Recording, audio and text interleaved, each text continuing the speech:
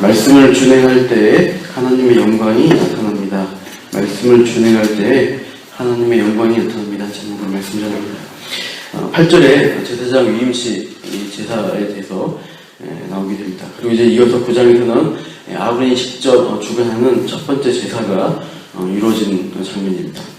일주일간의 위임식 제사를 지키고 나서 이제 아론은 비로소 제사장의 자격을 갖추게 됩니다. 제사장으로 아론은 첫 번째 제사를 자기가 드리는 거예요. 먼저는 이제 아론이 제사장 자신을 위한 제사를 드리고요. 그 다음에는 백성을 위한 제사를 오늘 9장에서 드리게 됩니다. 2절에 보시면 모세가 이렇게 아론에게 이렇게 되어 있습니다. 아론에게 준비하라고 하는데 속죄제를 위한 흠없는 송아지를 준비하고 번제를 위한 흠없는 순양을 가져오라고 하게 됩니다.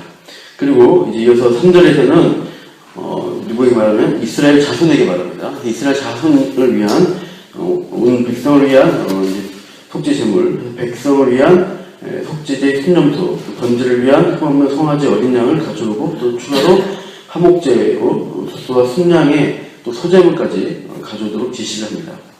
그래서 이제 1절에서 6절까지 첫 제사를 위한 첫 제사 준비를 위한 모세의 명령이 나오고 있어요.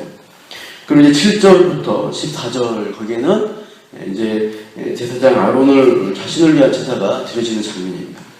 15절부터 21절까지는 온 백성을 위한 제사가 또 진행이 됩니다. 이제 본문은 길게 읽었는데요. 좀 보시면 유난히 반복되고 강조되는 구절이 있는 것을 볼 수가 있습니다. 보이시는지 보시면 한번 6절을 한번 보실까요? 6절을 읽어보겠습니다. 시작. 모세가 이르되 이는 여호와께서 너에게 하라고 명령하신 것이니 여호와의 영광이 너에게 나타나리라. 두 부분으로 나눠볼 수 있습니다.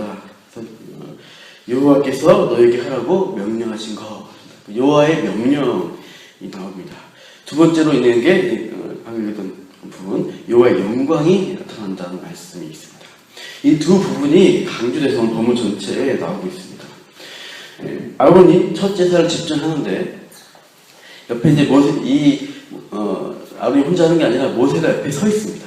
모세는 계속해서 이렇게 하라 저렇게 하라고 말씀을 전하는 역할을 하고 있습니다. 하나님의 말씀을 그 귀에 들려주면서 그대로 따라하라라고 이제 옆에서 가르쳐주는 거죠. 7절 마지막 구절을 보시면 거기에 길게 되는 7절 마지막에 여호와의 명령대로 하라 이 말씀이 있습니다. 그래서 아론이 8절 보시면 이에 아론이 제단에 어떻게 나가서 제사 집행을 했다 그 구절이 이어지고 있습니다. 10절을 보십시오. 10절 마지막에 보셔도 거기에 쭉 내용이 나오다가 10절에 마지막에 여호와께서 모세에게 명령하심과 같았고 라고 또 비슷한 말씀이 구절이 중간에 나오고 있습니다. 마찬가지로 15절부터 있는 백성의 예물을 드리는 제사도 그렇습니다. 16절을 보시면 이렇게 되어 있죠. 16절 또 번제물을 드리되 규례대로 드리고 또 정해진 누구의 규례입니까? 여호와의 규례, 하나님 주신 말씀의 규례대로 제물을 드렸다는 것이고 21절 보시면 21절 마지막 부분이요. 그가 여호와 앞에 요제를 흔드니 모세가 명령한 것과 같았더라. 이렇게 아론은 모세를 통해서 전달되는 하나님의 말씀을 그 명령대로 그대로 준행했다. 이것이 계속 요구가 되고 그대로 따랐다는 말씀이 나오고 있어요. 제사는 하나님이 원하시는 방법대로 원하시는 대로 제사를 드려야 합니다. 그렇게 드려야 하나님이 기뻐 받으시는 제사가 예외가 된다고 말씀하시는 것이죠. 그렇게 하니까 무슨 일이 일어나는가? 여호와의 영광을 보게 된다고 하십니다. 다시 6절을 가보시면 여호와께서 너에게 하라고 명령하신 것이니 여호와의 영광이 너에게 나타나리라 이렇게 준비하는 과정에서 이렇게 말씀하셨습니다. 아론은 모세의 명령, 즉 하나님의 명령을 그대로 해서 따라서 제사를 다 집전했습니다. 그리고 이제 끝마치고 나서는 아론이 제사장의 축복으로 통해 이 제사를 마무리를 하고 있습니다. 22절을 보시면 아론이 백성을 향해서 손을 들어 축복함으로 속죄제와 번제와 화목제를 마치고 내려오니라 이렇게 되어 있습니다. 모든 제사를 마치고 제사장은 백성을 향해서 이제 그 죄의 용서와 또 모든 제사의 은혜가 너희에게 주어졌다고 선포하는 축복의 시간이 있었던 것 같습니다. 민수기 6장을 보시면 이 축복의 내용이 나오고 있습니다. 한번 보실까요? 민수기 6장입니다. 구약 민수기, 여기 바로 옆에 D가 민수기입니다. 민수기 6장 보시면 6장 23절 보시면 하나님이 가르쳐 주시는 축복의 말씀이 있는데 보시죠. 민수기 6장 23절, 제가 한 절 읽을까요? 27절까지인데요. 아론과 그의 아들들에게 말하여 이르기를 너희는 이스라엘 자손을 위하여 이렇게 축복하여 이르되, 읽어보시죠. 여호와는 너희 그의 얼굴을 내게 비추사 은혜 베푸시기를 원하며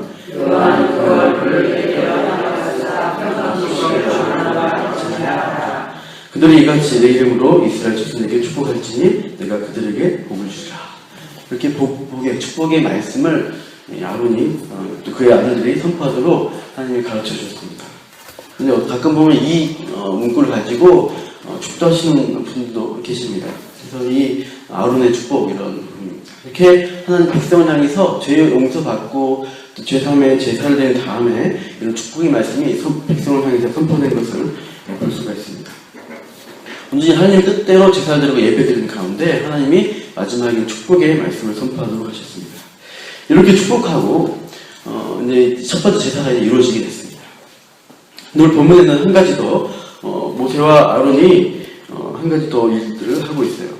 같이 어떻게 합니까? 축복하고 나서 회막에 들어가는 모습이 보입니다. 23절에 보시면 회막에 들어갑니다.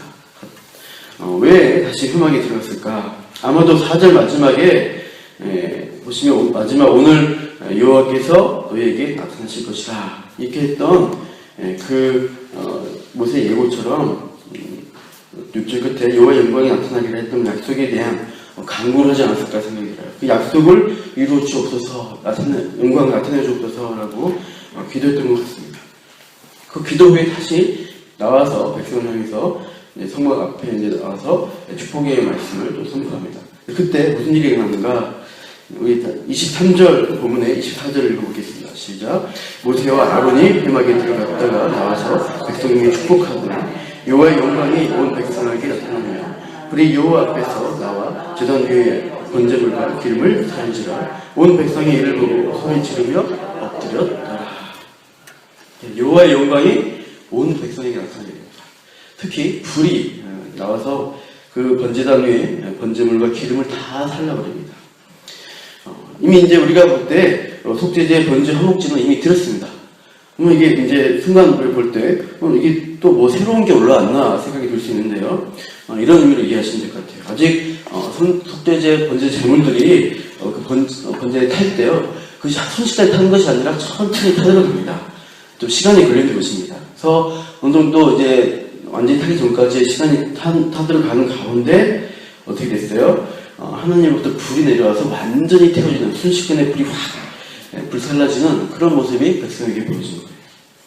그러면서 이 제사가 온전히 하나님께서 받으셨다는 것을 하나님의 신이 증명을 해주신 것입니다.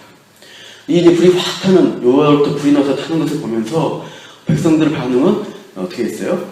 소리 지르면서 엎드렸다는 것입니다. 소리 지렀다의 원뜻은 외침인데 기쁨을 가진 외침, 기쁨의 외침이라고 원뜻이 나옵니다. 그래서 하나님의 일하심과 역사를 목격하고 또 목도하는 백성들이 저절로 어떻게 해요? 그 영광을 보고 찬송과 기쁨의 외침으로 엎드려 경배합니다. 요즘 우리의 예배는 어떠한가요? 하나님의 영광이 나타나는가? 내 안에 기쁨의 고백이 절로 나오는 예배를 우리가 드리고 있는가? 고민을 해야 합니다. 어떻게 해야 우리가 진정한 기쁨과 영광으로 예배할 수 있겠는가?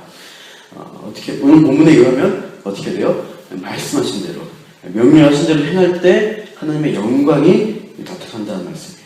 하나님이 원하시고 지정하신 방법으로 우리가 순종하고 말씀대로 준행한 예배를 드릴 때 하나님의 영광이 드러날 수가 있다 말씀하십니다. 6절의 영광의 단어, 이 영광의 단어가 원어로는 카보드라고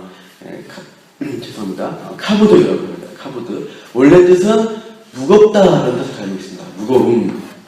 하나님을 대할 때 그 영광이 어떻게 돼요? 무겁고 엄중할 때 하나님의 영광이 임한다는 말씀이죠.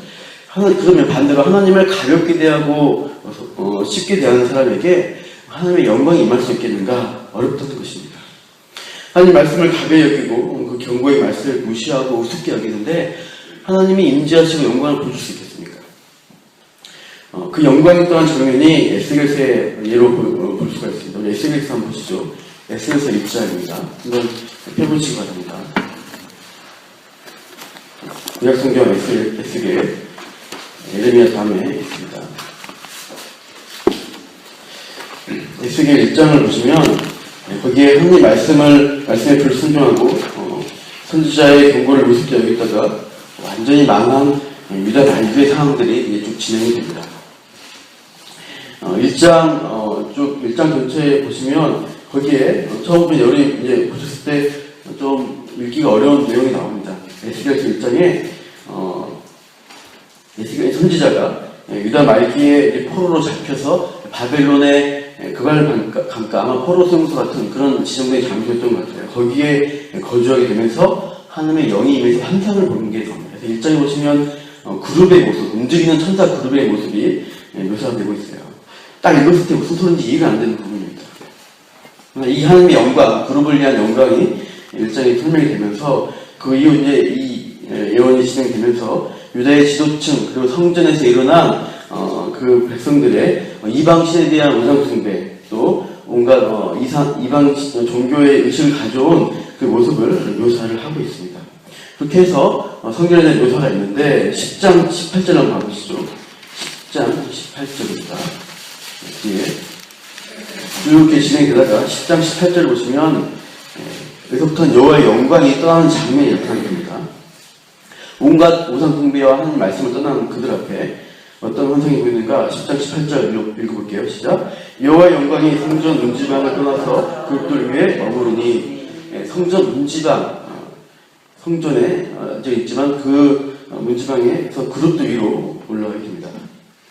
그리고 그 다음 장면이 어떻게 이어지는가? 19절을 보십시오. 10장 19절을 보시면 뒷부분에 그들이 여호와의 전으로 들어가는 동문에 머물고 이스라엘 하나님의 영광이 그 위에 덮었더라.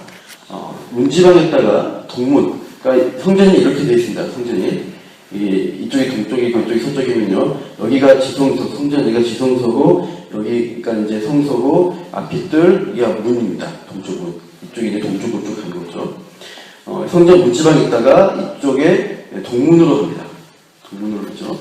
다시 한번 찾아보면 11장 23절을 보십시오. 뒤에 11장 23절. 한번 읽어보죠. 11장 23절 시작.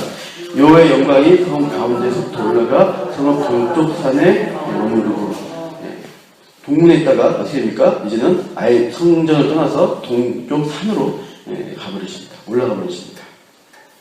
점점 여호와의 영광이 성전을 유다의 성전을 떠나서 점점 떠나가시는 모습이 이 에스겔서에 묘사가 되고 있습니다.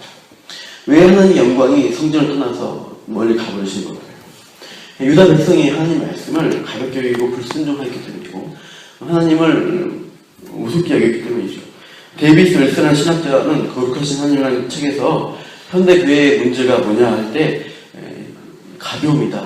현대교회 병폐는 가벼움이라고 가르쳐줍니다. 우리가 어떻게 하나님을 가볍게 대합니까? 하나님이 우리가 원하면 우리의 필요를 채워주는 분이고 하나님은 우리를 위로하시기 위해서 존재하는 분이야. 나의 필요를 위해서 하나님 필요해. 이렇게 대하는 것입니다. 우리가 기도하고 예배하는 목적이 나의 중심에 초점이 얹혀져 있습니다. 그래서 하나님을 가볍게 여기는 것입니다. 우리가 하나님을 그렇게 여길 때 하나님의 영광이 점점 우리를 떠나가게 될 것입니다. 우리가 하나님을 엄중하고 또 무겁게 소중하게 여기면서 하나님 말씀하신 대로 순종하며 예배하는 태도가 그렇게 기도하는 태도가 필요한 것입니다. 우리가 오늘 기도할 때 우리가 하나님을 하나님 말씀대로 하나님을 하나님 중심으로 주권자로서 하나님을 인정하고 예배하고 기도하겠습니다 하면서 하나님 저를 통해 하나님 영광을 드러내는 삶을 그 예배자의 삶을 살게 하여 주시옵소서 이렇게 기도하시면서 나아가시기를 축원합니다. 기도하겠습니다. 하나님 우리가 오늘 또 아론의 첫 제사를 보았습니다. 이 제사 가운데 여호와의 명령대로 행하는 아론의 모습을 통해서 또 하나님의 영광을 보여주시고 기뻐 그 제사를 받으시는 모습을 우리에게 보여주셨습니다. 그 하나님의 영광과 또 그 영광 앞에 기뻐하며 찬양하는 그 백성들의 모습을 우리 예배 자리에서도 우리가 보기를 원합니다. 우리가 예배할 때 인간적인 마음으로 예배할 것이 아니라 하나님이 주인 되시고 하나님이 주권자시라는 것을 알고 그 말씀에 온전히 순종하며 오늘도 그 뜻에 따라 예배하고 예배적 삶을 살아가는 우리 모두가 되게 하여 주시옵소서. 그렇게 할 때 하나님의 영광이 우리 한가운데 나타나고 우리를 통해서 하나님의 은혜가 하나님의 크심이 드러나게 하여 주시옵소서. 감사하며 예수님 이름으로 기도합니다.